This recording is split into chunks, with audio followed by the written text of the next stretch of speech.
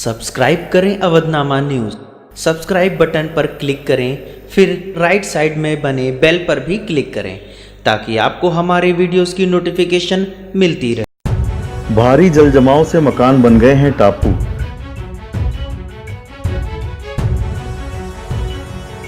बेतरतीब मकानों के कारण जल जमाव की समस्या से जूझ रहे हैं लोग। जमीनों के मुनाफे से कारोबारी हो रहे हैं मालामाल।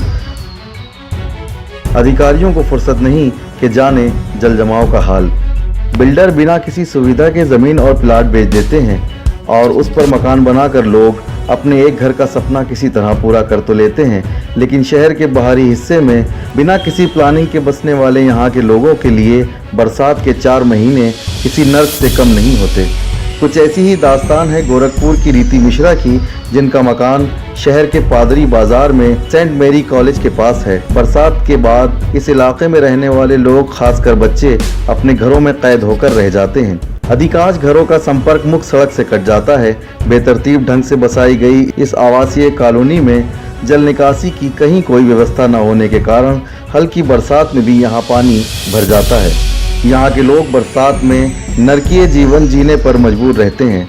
कहने को तो ये गोरखपुर शहर के निवासी हैं, लेकिन सुविधाओं के नाम पर ये पिछड़े इलाकों को भी मात दे रहे हैं। फिलहाल इनकी खबर लेने वाला कोई नहीं है और शहर के जिम्मेदार अधिकारियों के पास भी इतनी फुर्सत नहीं है कि वो इस तरफ देख सकें। कुल मिलाकर यहाँ के लोग भगवान भरोसे ही हैं।